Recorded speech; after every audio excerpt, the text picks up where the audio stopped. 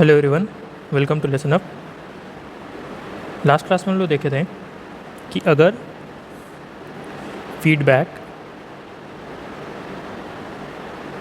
H of S 1 है, यानी कि फीडबैक कैसा है, यूनिटी है, तो हम लोग directly open loop transfer function इस तरह से निकालते हैं, numerator divided by denominator minus numerator. Okay, तो इसी के अकॉर्डिंग हम एक क्वेश्चन देखते हैं। What is the open loop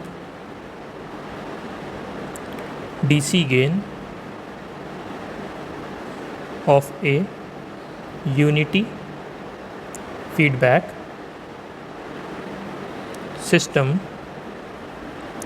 whose closed loop transfer function is ये दिया हुआ है s+4 divided by s square plus 7s plus 13। Now इसका हमको ओपन लूप डीसी गेन निकालना है। ओके, तो ओपन लूप डीसी गेन कैसे निकालेंगे? सबसे पहले तो हम ओपन लूप ट्रांसफ़र फंक्शन निकाल लेते हैं। तो ये क्या है? क्लोज लूप ट्रांसफ़र फंक्शन है और फीडबैक ऐसा दिया हुआ है, यूनिटी फीडबैक। तो ओपन लूप ट्रांसफ़र फंक्शन किस तरह से निकालते हैं? ये शॉर्टकट प्रोसेस है। ओके, ये निकालते हैं numerator that is s+4 divided by denominator minus numerator that is s square plus 7s plus 13 minus s minus 4। So this will give you s+4 divided by s square plus 6s plus 9। Okay, now अगर इस तरह से नहीं निकालना है तो open loop transfer function कैसे देते हैं? 1/g(f(s) plus 1/g(s) into h(s). This is equal to s+4 divided by s square plus 7s plus 13। Now अगर फीडबैक यूनिटी है तो h(s) का वैल्यू क्या हो जाएगा? 1। So this will be g(s) divided by 1 plus g(s) is equal to s+4 divided by s square plus 7s plus 13। अगर यहाँ पे क्रॉस मल्टीप्लिकेशन करेंगे तो क्या आएगा? g(s) into s square plus 7s plus 13 is equal to s+4 plus g(s) into s+4। Now g(s) is equal to, हम दोनों को कॉमन ले लेंगे g(s) जो दिया हुआ है लेफ़्ट और राइट साइड में। So g(s) will be equal to s+4 और कॉमन लेके इसको नीचे भेज देंगे तो ये क्या आएगा? s square plus 6s plus 9। Okay, so अगर यूनिटी फीडबैक है तो तुम इस तरह से भी निकाल सकते हो। नाउ g(s) तो हमारा आ गया। अगर हमको DC गेन निकालना है then we need to put s equal to 0 for g(s) which is equal to limit s tends to 0 s+4 divided by s square plus 6s plus 9। यहाँ पे s का वैल्यू 0 पुट करेंगे तो क्या आएगा? 4/9। सो DC gain k is equal to 4/9। हमारा अगला क्वेश्चन है find the impulse response of system which is given by r(s) is input 1/s+1 1/s c(s). तो यहाँ क्या निकालना है? Impulse response. Okay, impulse response निकालना है। तो इम्पल्स रिस्पॉन्स का मतलब क्या होता है? c(s) by r(s). इसको हम क्या लिख सकते हैं? That is 1/s into s+1। तो इम्पल्स रिस्पॉन्स में क्या होता है? r(s) क्या रहेगा? 1। So C of S is equal to 1 by S into S plus 1। Impulse response का मतलब यहाँ पे इनपुट क्या है, आर ऑफ टी इनपुट क्या है, दैट इज़ डेल्टा टी, और इसका अगर हम लैप्लेस ट्रांसफॉर्मेशन निकालेंगे then this will be equal to 1। Okay, तो आर ऑफ एस क्या आ जाएगा 1, तो C of S equal to 1 by S into S plus 1। To find impulse response,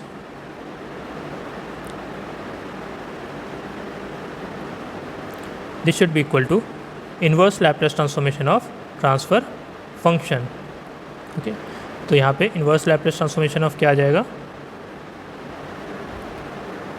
1 by S into S plus 1।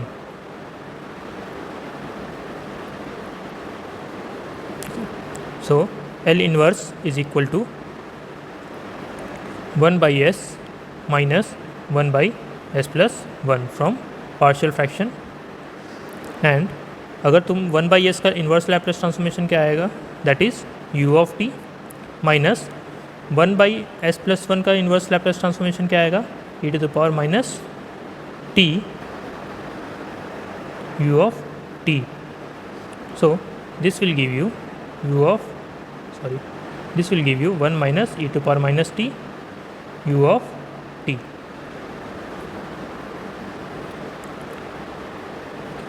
In our next question, the impulse response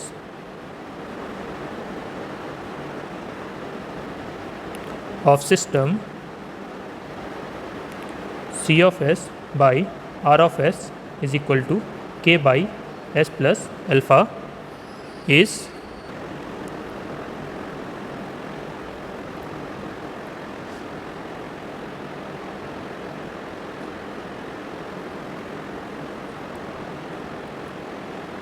0.63 K, 0.37 K, and this is T1 and this is T2 and this is T. Now we need to find the value of alpha। okay, हमें alpha का value find करना है। सो impulse response हम किस तरह से लिखते हैं, is equal to inverse Laplace transformation of transfer function and inverse Laplace transformation of, यहाँ transfer function क्या है k divided by s plus alpha which is equal to k into e to power minus alpha t u of t। यानी कि ये signal कैसा है k into e to power minus alpha t। So t equal to अगर T2 है तो k into E to power minus alpha t का value क्या है 0.37 k। At t equal to T2 k into E to power minus alpha t is equal to 0.37 k। Now e to power minus t की जगह क्या लिखेंगे हम T2 is equal to 0.37। So this will be equal to e to power which is equal to e to power minus 1. So alpha t is equal to 1 and T2 will be 1 by, or alpha is equal to 1 by T2. Okay. You can remember this value, e to power 1 is 2.7 and e to power minus 1 is 0.37. In our next question, a certain control system has input R of t and output C of t. If the input is first applied to the block whose transfer function is e to power minus s, and then applied to the system,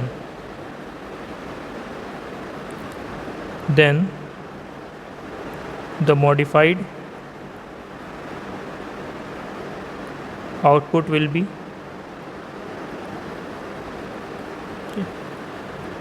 now यहाँ पे क्या दिया हुआ है, input दिया हुआ है are of T और आउटपुट क्या दिया हुआ है C of T.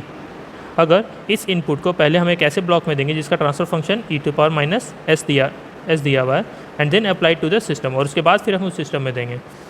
First r of t is given to r of S is given to a system and we get the output c of S. So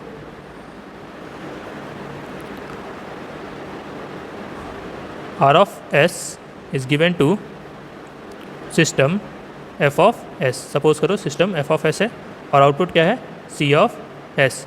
now C of S is equal to F of S into R of S.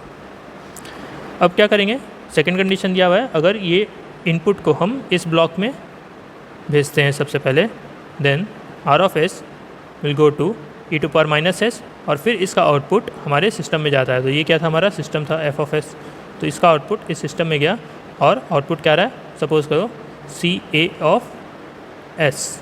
Now question क्या पूछ रहा है, that what is the relation between this two. Now c A of S is equal to क्या होगा, r of S into E to power s into f of s. Okay, हम क्या करते हैं सीरीज़ में सबको मल्टीप्लाई कर देते हैं, then are of S into E to power minus S और एफ ऑफ एस। तो एफ ऑफ एस को हम क्या लिखेंगे, F of S into R of S. देखो F of S into R of S is C of S, so इसकी जगह पे हम सी ऑफ एस भी लिख सकते हैं।